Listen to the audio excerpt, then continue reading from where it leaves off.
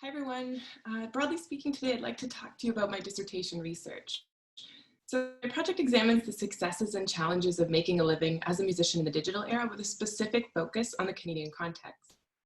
Methodologically, I employ a cultural industries approach alongside a political economy of communication and culture by combining discourse analysis, document analysis, and semi-structured interviews with Canadian musicians. Some key thinkers my work engages with include David Hesmondhalgh, Angela McRobey, Nicole Cohen, Brooke Duffy, David Arditi, Mark Banks, and Nancy Bain.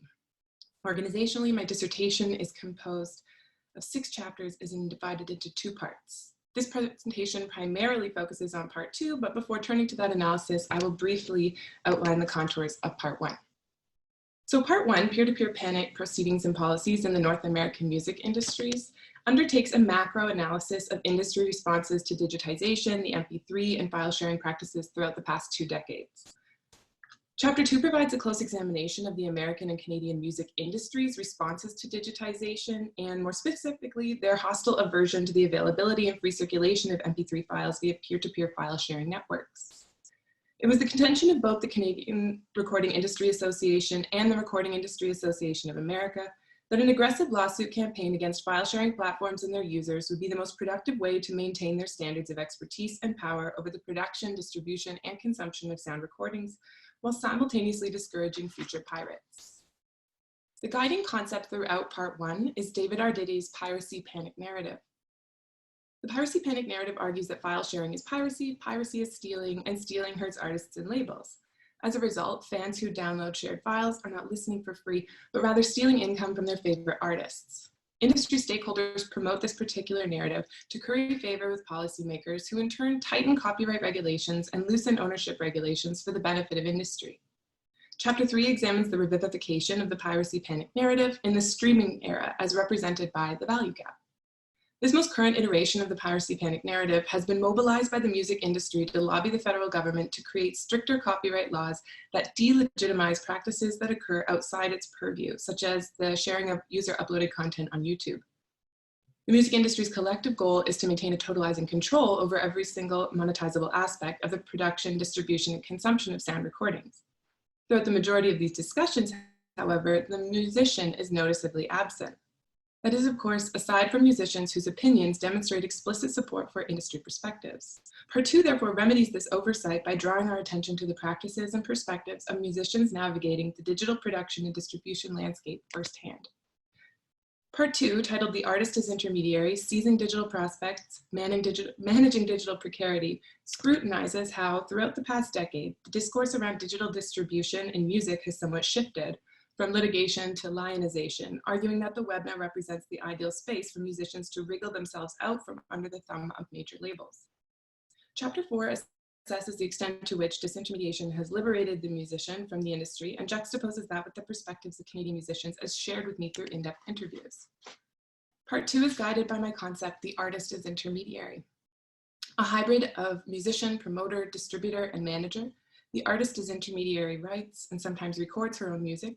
She aggregates, maintains, and grows a fan base via ongoing and sustained interactions on social media sites, including Twitter, Instagram, and Facebook. She circulates her music through digital distribution and marketplace platforms such as Bandcamp, and fundraises for herself using microfunding and crowdfunding platforms such as Patreon or Kickstarter. The artist as intermediary does all her own creative and promotional work, but not to liberate herself from the shackles of the industry per se. Rather, the artist as intermediary builds an audience in the hopes that she may sell that listenership to a potential record label as valuation of her work. Drawing attention to these newly lauded platforms throughout the 4th chapter, I argue that digitization has not disintermediated the music industry, it has re-intermediated it. The work of the intermediary remains, but who performs it and who gets paid for it has changed. Much of the promotional and management tasks are simply downloaded onto the musician, and on top of the already challenging creative labor musicians perform to make their music, in the digital era, they are required to undertake numerous technical and entrepreneurial tasks that would have once been carried out by experts or intermediaries. My 5th chapter, Perspectives, the Successes and Challenges of Canadian Artists as Intermediaries, covers the primary research that I undertook. Altogether, I conducted 8 in-depth, semi-structured interviews with Canadian musicians whom I contacted via Bandcamp. 6 interviewees identified as men and 2 as women. 2 are located in Vancouver, 2 in Montreal, and 4 in Toronto. And the genres they represent were wide-ranging, including metal, jazz, Afrobeat, indie rock, roots, folk, and dance electronic. The interview discussions covered 6 key themes: pleasures and pitfalls of making a living as a musician in Canada, compensation or lack thereof, efforts to strike a work-life balance, pleasures and pitfalls of social media use and platform use, and finally, various supports available to and used by musicians, which include grants and subsidies for recording and touring, but union support as well. Overall, the responses were rather varied, but all enjoyed being a musician and found the draw to the arts incredibly strong. Some found the Canadian context specifically unique, arguing that our smaller population gives musicians here a greater chance at exposure and ultimately success. This was especially so in the Francophone community.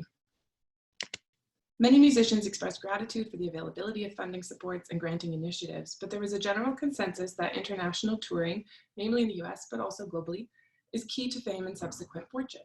There was also concern among several artists that they would eventually have to move to the US should they want to secure ongoing sustainable work as a musician. Many described getting adequately paid for their work, but throughout the interview, they'd slowly reveal how much labor goes into getting paid for one single performance. For example, one interviewee said that when you're hired for a gig that pays $100, the gig itself might only be 40 minutes, but the amount of prep time that goes into it is closer to 8 hours of work. Touring was the way that musicians cited earning a living, and it really couldn't be stressed enough. While the musicians I interviewed acknowledged that they had success gaining popularity online, the real money didn't come from album or merchandise sales, but from tours. The bigger the venue or festival, the better the ultimate payout. For many emerging musicians, touring, however, is an unreliable source of income, so more consistent work is a necessity. As such, all but one of the musicians I interviewed reported working a full-time job in addition to pursuing a career as a musician. Many prioritized the type of full-time work they did to ensure that they'd be supported when they needed to leave for extended periods of time to go on tour, for example. Some worked in the arts. One in particular worked for Bandcamp, but that was a fluke. And most worked for careers outside of the arts, including sales, marketing, and manufacturing. All of the musicians I spoke with discussed wearing many hats, acting simultaneously as a musician, manager, promoter, booking agent, even an accountant. They described a particular lifestyle where work was all-consuming, and many reported needing a substantial amount of discipline and strong organizational skills, knowing when to work, on what, and for how long. Even in downtime, many express concern that they can't relax, that they're constantly worried that they should be doing more, fixing their instrument, practicing songs, writing new ones, updating their social media, preparing their taxes, ordering more merchandise, booking shows, and so on. This, of course, is a symptom felt by many, if not all, workers under conditions of platform capitalism, always on, always hustling.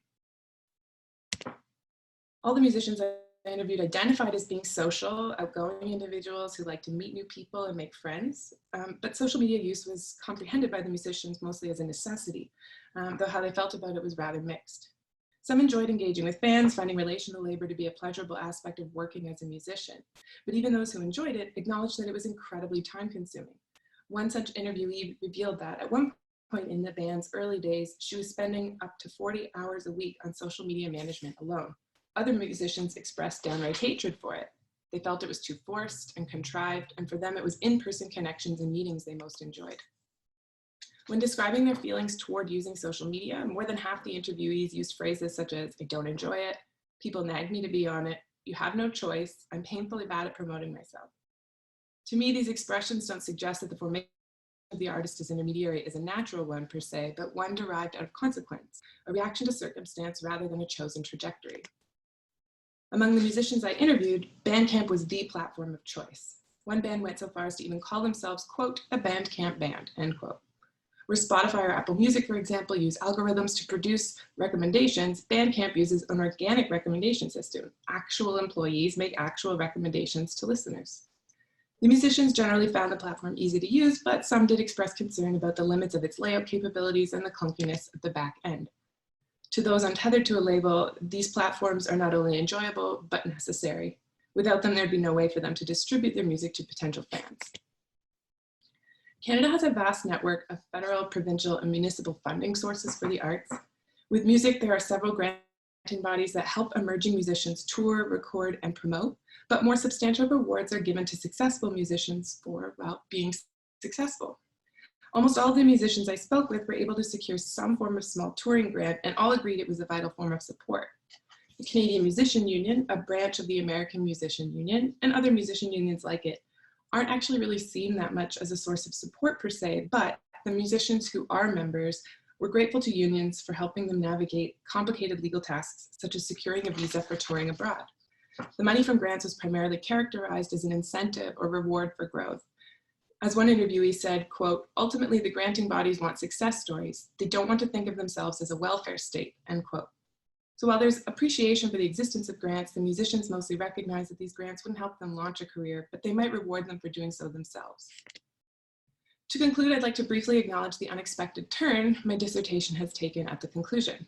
As I previously mentioned, performing live has been the mainstay of musician income and the cornerstone of their labor for decades. The beginning of the global COVID-19 pandemic has completely halted this. Within music, the pandemic has plainly exposed the precarious nature of relying on live performance to make a living.